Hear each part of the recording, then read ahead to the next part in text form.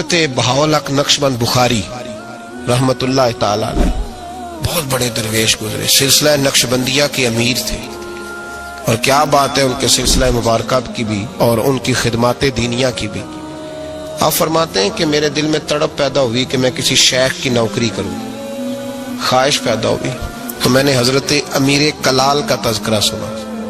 بڑے درویش تھے، بڑے راہنما تھے، دور دور تک ان کے تذکرے میں سنتا تھا۔ فرماتے ہیں کہ میں ان کے ہاں چلا گیا، جب حضرت اتنا لمبا سفر کر کے حضرت امیر کلال رحمت اللہ تعالی علیہ کی بارگاہ میں پہنچا نا، فرماتے ہیں میں نے عجیب منظر دیکھا۔ حضرت صاحب جن کی میں نے بڑی تعریفیں سنی تھی، بڑی بات سنی تھی، بلے بلے سنی تھی، جب میں پہنچا تو انہوں نے 4-5 لڑکے ساتھ لگائے ہوئے ہیں اور صاحب کشتی کر رہے ہیں، کشتی ہو رہی ہے۔ وہ کہتے ہیں میں نے کہا یہ بھی کوئی صوفی ہے جو کشتیاں کر رہا ہے، یہ بھی کوئی طریقہ ہے؟ ان کو چاہیے تھا بیٹھے ہوتے، حدیث پاک پڑھ رہے ہوتے، ذکر اذکار ہو رہا ہوتا، یہ کشتیاں کر رہے ہیں۔ خیر میں نے کہا سفر بڑا لمبا کیا ہے، اب آ گیا ہوں تو چلو رات تو رہ نہیں ہے، کوئی ہوٹل تو ہے نہیں یہاں وقت گزر سکے۔ حضرت امیر کلال رحمت اللہ تعالی علیہ مجھے ملے، لیکن چونکہ میرے اندر وہ زاویہ نہیں تھا، ٹوٹ چکا تھا۔ وہ ملاقات ہوئی تو میں نے کہا سلام لی، کیسے آئے؟ میں نے کہا زیارت کے لیے آیا تھا، کھانا کھلایا، رات مجھے سلا دیا۔ فرماتے صبح رات جب میں سویا تو میں نے عجیب خواب دیکھی کہ میں دلدل میں پھنس گیا ہوں، جتنی باہر نکلنے کی کوشش کرتا ہوں اندر دھستا چلا جاتا ہوں۔ اچانک میری خواب میں حضرت امیر کلال تشریف لائے اور آ کے انہوں نے میرا بازو تھاما، اللہ اکبر کہا اور مجھے باہر نکال دیا۔ فرماتے میں جب اٹھا تو پسینے سے شرابور تھا، حالت میری بڑی عجیب تھی۔ اتنی دیر میں فجر کی اذان ہوئی، نماز پڑھی تو حضرت امیر کلال رحمت اللہ علیہ خود میرے لیے ناشتہ لے کے آئے اور فرماتے میرے آگے ناشتہ رکھ کے کہنے لگے بیٹے اگر ہم کشتی نہ کرتے تو رات تجھے دلدل سے کیسے نکالتے، اگر کشتی نہ کرتے تو دلدل سے تجھے کیسے نکالتے۔ پھر فرمانے لگے یہ کشتی میں لوگوں کو اپنا پہلوان ثابت کرنے کے لیے نہیں کر رہا، مجھے پتہ چلا ہے کہ کافر اس علاقے پہ حملہ کرنے والے ہیں، ہم بھی جہاد کی تیاریاں کر رہے ہیں۔ تو یہ جہاد کی تیاریوں کے لیے کام ہو رہا تھا، تو نے پوچھ تو لینا تھا بات کیا ہے، تو نے تھوڑا پوچھ تو لینا تھا، تو تھوڑا سا تفصیلات میں چلا جاتا، کسی سے پوچھ لیتا۔ لیکن نا کبھی کبھی میں محبوب کے وہ فرمان دیکھتا ہوں تو دل میں رکھل اٹھتا ہے۔ جب محبوب نے کہا تھا تیری نظر بھی دائیں بائیں نہیں اٹھنی چاہیے، نظریں جھکا کے رکھنا، جھکا کے، کانوں سے وہ سننا بس جس کی تجھے ضرورت ہے، اور زبان سے محتاط جملے بولنا۔ جب نظر بری چیز دیکھے گی نہیں، کان سنیں گے نہیں تو دل میں وسوسے آئیں گے ہی نہیں۔ ہمیں تو پہلے دن سے شریعت نے محتاط رہنے کا حکم دیا۔ میرے عزیز دوستو، سلسلہ طریقت کے عزیزوں، میری آپ سے یہ گزارش ہے، سمجھ لیں ایک نئے سرے سے دوبارہ سبق شروع کر رہا ہوں آپ کے۔ آج کا سبق آپ کے لیے یہ ہے کہ زندگی میں کسی بھی مومن سیء العقیدہ کے بارے میں برا خیال نہ پیدا کرے، بلکہ ہمارے صوفیاء تو فرماتے ہیں کسی بد عمل کو دیکھ کے بھی یہ نہ سوچ کہ یہ بد عمل اور میں نیک ہوں، یہ بڑی بیماری ہے۔ فرماتے ہیں ہو سکتا ہے ایک وقت ایسا آئے تیری توفیق چلی جائے اور اس کو اللہ توبہ کی توفیق دے کے اپنا ولی بنا لے، تو اچھی سوچ رکھ، مثبت رائے قائم کر۔ ٹھیک ہے جو لوگ غلط ہیں تمہیں اگر غلط لگتے ہیں تو کنارہ اختیار کر، لیکن کبھی بھی اور بالخصوص اللہ کے نیک بندوں کے بارے میں، رب کریم کے اولیاء کے بارے میں، دین کے خدام کے بارے میں زندگی میں کبھی منفی نہ سوچے، کبھی منفی نہ سوچے۔ آپ کو پتہ ہے کسی عالم دین کی توہین اس لیے کرنا کہ وہ دین کا عالم ہے، یہ کفر ہے۔ میرے حضرت صاحب ایک جملہ کہا کرتے تھے، ایک شخص نے کہا حضور تہجد کے لیے نہیں اٹھا جاتا، اب تو خیر لوگوں سے فجر کے لیے بھی نہیں نہ اٹھا جاتا، تہجد کے لیے نہیں اٹھا جاتا۔ تو حضرت صاحب فرمانے لگے رات کو اچھی سوچ کے ساتھ سویا کر، اچھی سوچ کے ساتھ سویا کر۔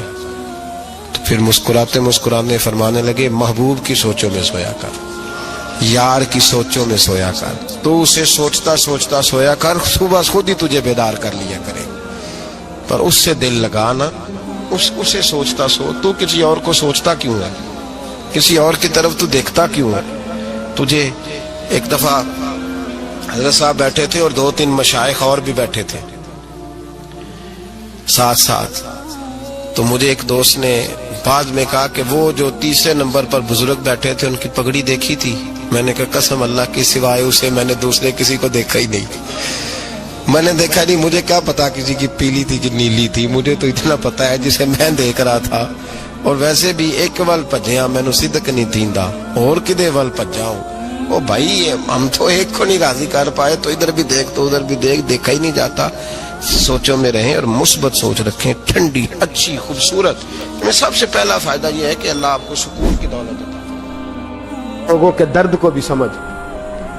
اولیاء چشت میں جس بزرگ نے اپنے زمانے میں بڑا عروج پایا ان کا نام خواجہ قطب الدین بختیار کاکی ہے. سب بولیے رحمت اللہ تعالی علیہ. خواجہ قطب الدین یہ شہزادے تھے اور مرید ہوئے تو خواجہ معین الدین صاحب کے ساتھ ہی آ گئے دلی میں. خواجہ معین الدین صاحب کی بھی کیا بات, عطائے رسول ہند الولی, اور ان کے مرید تھے بابا فرید الدین گنج شکر.